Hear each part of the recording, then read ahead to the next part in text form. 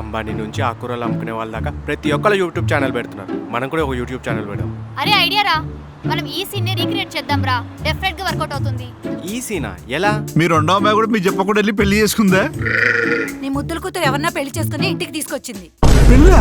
మీ అమ్మాయి కూడా ఎవరితోనో లేచిపోయి పెళ్లి చేసుకుని వచ్చేసిందన్నమాట.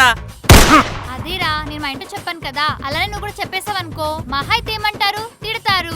నిజం చెప్తే మీ నాన్న 2 బుల్లెట్ తిప్పుతాడేమో. అదే మా నాన్నకు తెలిసిందనుకో AK-47 తీసుకొని వచ్చి మ్యాగజైన్ మొత్తం తిప్పుతాడు. ఏమండి, నాకు అల్లుడు అమ్మాయి విషయంలో ఏదో తేడా కొడుతుందండి. అదేంటి ఒకటే పిచ్చిదన్న, మొన్నే చూసావుగా వాళ్ళిద్దరు ఒకరి కోసం ప్రాణాలు ఇచ్చుకునే దాకా పోయారు. అది చూసా కూడా నీకు ఇలా అనిపిస్తుందా? సర్లే కానీ మీ నాన్న ఎక్కడ? మా ఇంటికి ఇల్లు ఖాళీగా ఉంది కదా, దానికి ఎవరో అడ్వాన్స్ ఇవ్వడానికి వస్తే మాట్లాడుతున్నారు. అయినా నువ్వెందుకు అంత టెన్షన్ పడుతున్నావు? ఏదో మీ అమ్మ నాన్న వచ్చినట్టు.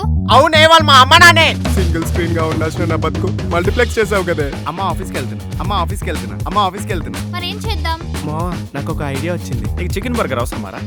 వెజ్ ఆర్డర్ పెట్టుకో, ఇది క్యాన్సిల్ చేస్తున్నా. ఎవరి అబ్బాయి? అదే కింద బృందా లేదు, వాళ్ళ హస్బెండ్. మన పైనింట్లోకి అదికొచ్చారు కదా, వాళ్ళ అబ్బాయి.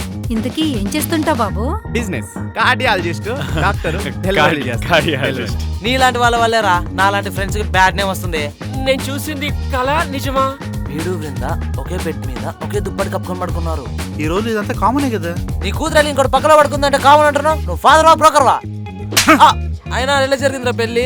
Marriages are made in heaven అన్న, బట్ ఆ marriage is done by our fathers gun. Cigarette తాగే ప్రతి మగవాడి వెనక ఒక లవ్ స్టోరీ, మందు తాగే ప్రతి గ్లాస్ వెనక ఒక బ్రేకప్ స్టోరీ ఉంటుంది. వీటికేం తక్కువ లేదు. సర్లే కానీ టైం అయిపోతుంది, ఇక మొదలెడతామా? ఏంట్రా స్టార్ట్ చేసేది?